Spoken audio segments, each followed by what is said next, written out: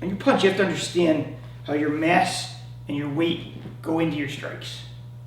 So what happens a lot of times is people, what they do is they'll throw a technique like a circle, and it spins their hips in a circle like this.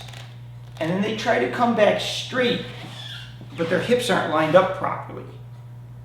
So when you do things like this, it's important that, say I go like this, and I finish this, if I want to come back straight, watch, there's going to be a little dip like this. See that little load? And that allows me to pop. So I've come through, I finish the strike, now I'm going to go like this and I'm going to pop back. There's these little tiny loads inside your fighting that if you don't do it, it drains you of your power. If I hit someone like this, right, and I drive all this weight into them, and then what I need to do is hit them again, what has to happen is I have to recenter my mass. See how the hips turn? And then I want to open the chest a little bit, and I want to throw. Just like this. So it's just a wave. I open, I close. So if I want to double this up, I would go 1, 2. See how it like continually goes like this? It's like throwing a baseball. If I catch the ball, I load and I throw. And I catch the ball and I load and I throw. I don't catch the ball and throw off the front foot. So when you're doing this, it's important that you figure out how to load. Now let's go back to the first one I talked about. So I went like this, right? I come here. Now watch. I'm going to sit. See that little sit? That little sit's going to give me this pop now, where I can pop in and hit him properly.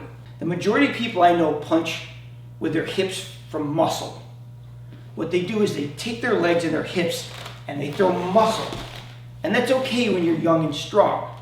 What I'm trying to do is take all the rubber bands in my body and stretch them and then let them pop and accelerate.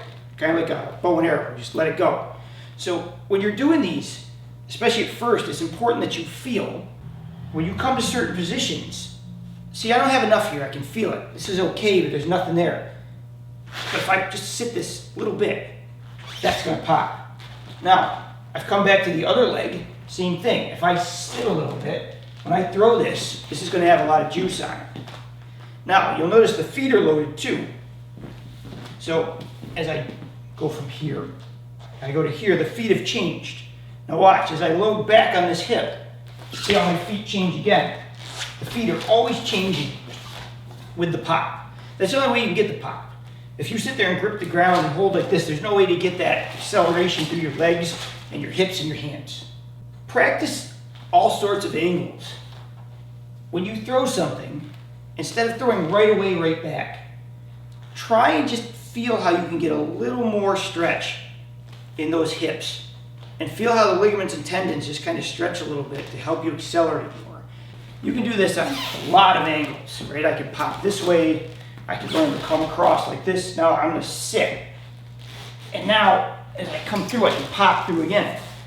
I can sit this way and pop through. Important though, if you pop with a hip and you don't throw your hand out, the hand will be late. It's really important that you get the hand out first. Get that out.